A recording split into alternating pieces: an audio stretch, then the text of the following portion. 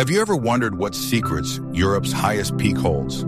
It's not just a mountain, it's a volcano, a sleeping giant ready to awaken at any moment.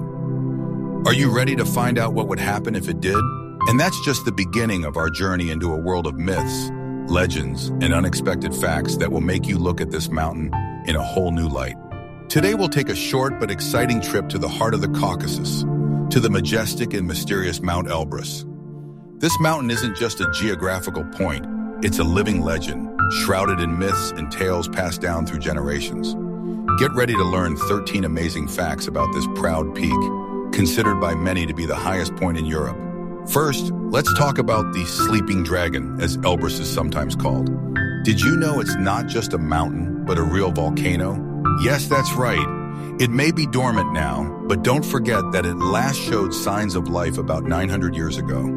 And scientists, those tireless explorers, claim that Elbrus will definitely make itself known again. Possibly even within the next 50 years. Can you imagine? But the most terrifying thing about Elbrus's potential awakening isn't the lava and ash, but the colossal glaciers, which in the event of an eruption would melt in a matter of hours. And then, like a biblical flood, a gigantic wave of water and rocks would rush down, sweeping away everything in its path in the Garjavos of the Baksan and Kuban rivers. Settlements within a radius of 300 kilometers, about 186 miles, would be at risk. Second, picture this. You're standing at the very top of Elbrus, and before you, as if in the palm of your hand, lies the Black Sea. Sounds incredible, doesn't it? Of course, seeing such a panorama is a stroke of luck, because for this to happen, ideal weather conditions must coincide. A certain temperature, pressure, and other factors.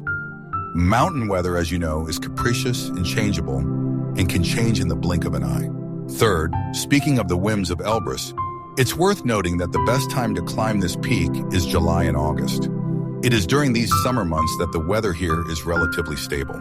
But conquering Elbrus in winter from October to April is, without exaggeration, playing with death. Many climbers, unfortunately, underestimate the treachery of the mountain and pay for it with their lives. Fourth, the history of conquering Elbrus is full of amazing and even curious episodes.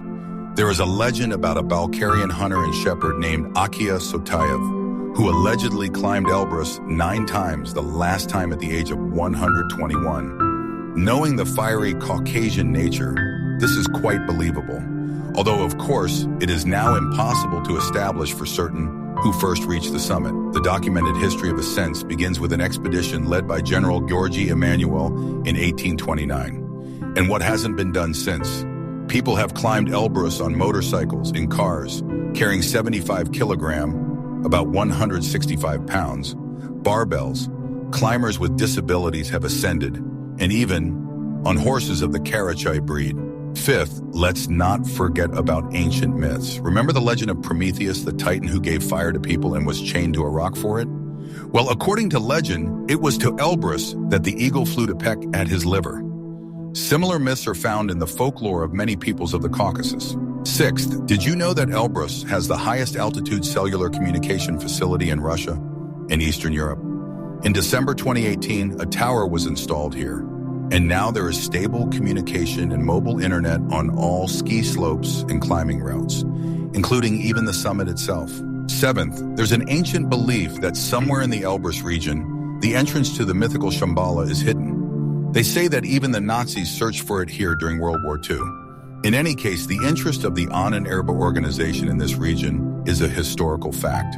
But, as you understand, the entrance to Shambhala has not yet been found. Although, who knows? Maybe it's waiting for its time. Eighth, back to harsh reality.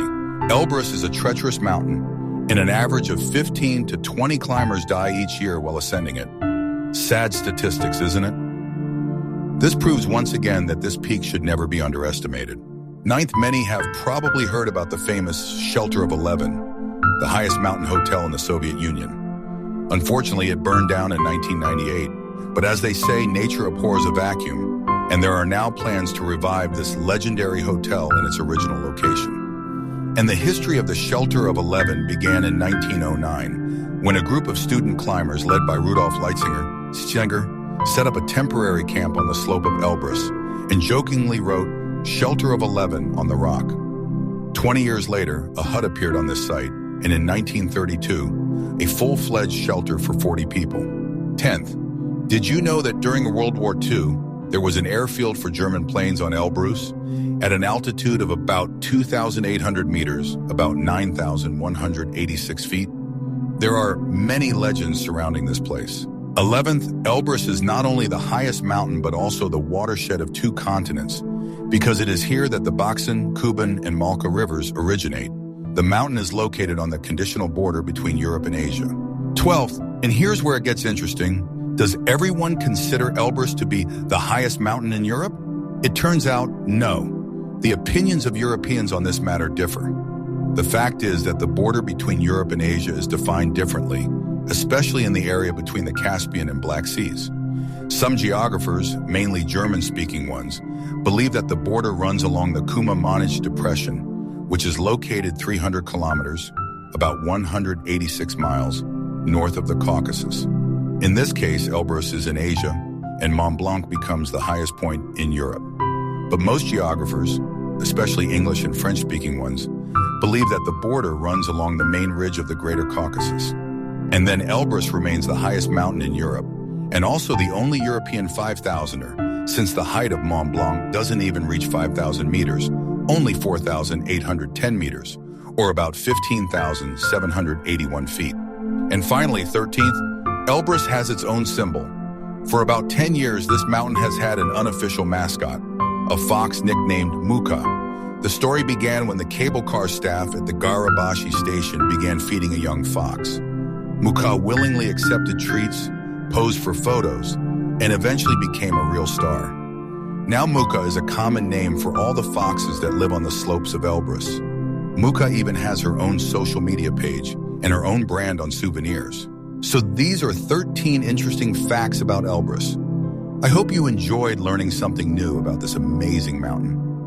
But of course, it's up to you to decide how interesting these facts were. Share your thoughts and impressions in the comments. We're very interested in your opinion.